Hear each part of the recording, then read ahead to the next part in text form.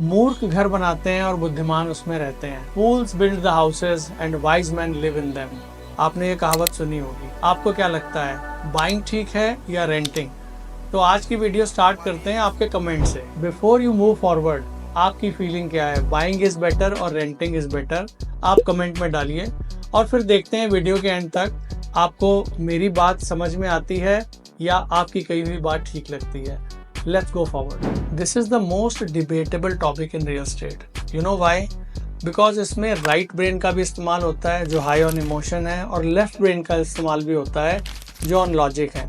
Because we all Indians are very high on emotion. तो इसलिए ये दिल और दिमाग की लड़ाई है, और जब दिल और दिमाग की लड़ाई होती है तो वहाँ पर डिबेट बहुत होती है, क्योंकि हर तरीके के पर्सन आपको मिलेंगे।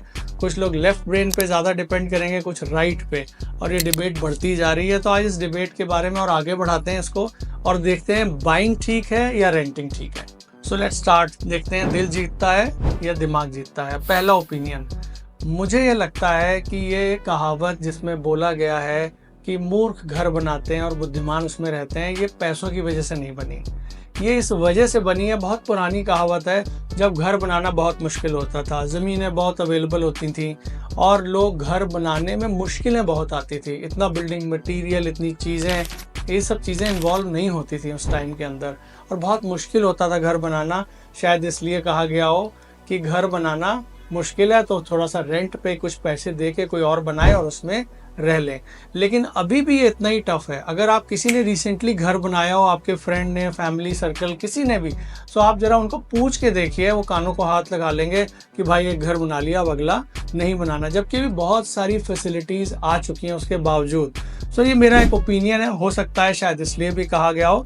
लेकिन दूसरा ओपिनियन जिस पर सब लोग डिबेट करते हैं, आइए उसकी बात करते हैं, और वो है पैसों की बात। कितनी वायबिलिटी है घर को खरीदने में और कितनी वायबिलिटी है उसको रेंट में करने से, क्या प्रॉफिटेबल है, इसके बारे में बात करते हैं। So let's get into second opinion.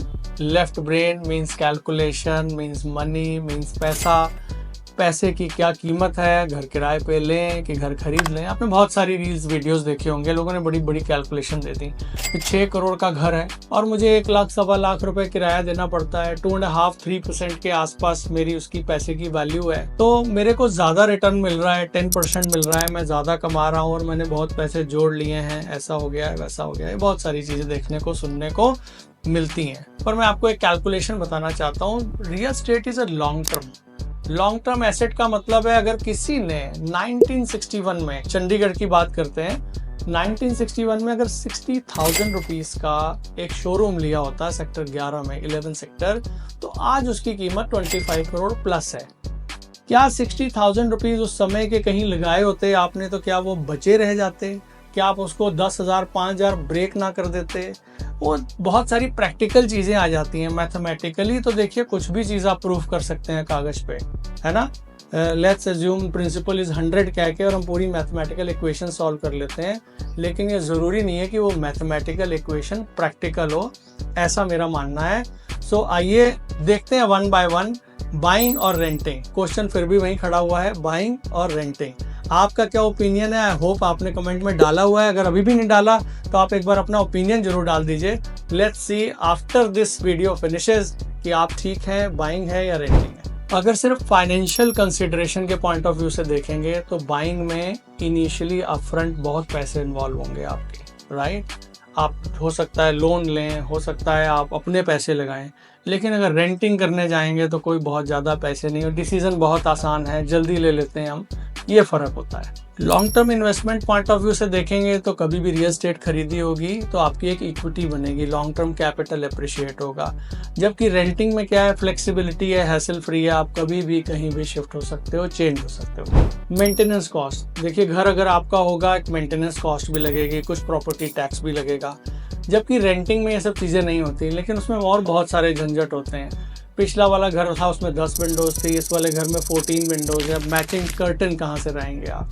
Shifting करेंगे, ब्रेकेज होएगी, बहुत सारी चीज़ें होंगी, तो ये चैलेंजेस वहाँ पे रहेंगे ही रहेंगे आपके। Market trends point of view से अगर मार्केट का ट्रेंड स्लो चल रहा है तो आप थोड़ा टाइम और रेंट पे रह सकते हैं, रह लेंगे, कोई फ़र्क नहीं पड़ेगा। लेकिन जैसे ही मार्केट तेज़ चलनी शुरू होगी आप प्राइसेस को पकड़ नहीं पाएंगे। मार्केट ट्रेंड को ज़रूर ऑब्जर्व करिए। रेंट पे रहना ठीक है, बट मुझे लगता है जैसे ही प्राइसेस बढ़ रहे हैं तो आपको तुरंत स्विच ऑन कर जाना चाहिए परचेज के ऊपर। अगला पॉइंट है पर्सनल सर्कमस्टेंसेस। अगर आपकी जॉब डिपेंडेबल है, आपको लगता है रेगुलर इनकम आ रही है, डिस्पोजेबल इनकम भी है, तो आपको बाइंग की तरफ स्विच कर जाना चाहिए।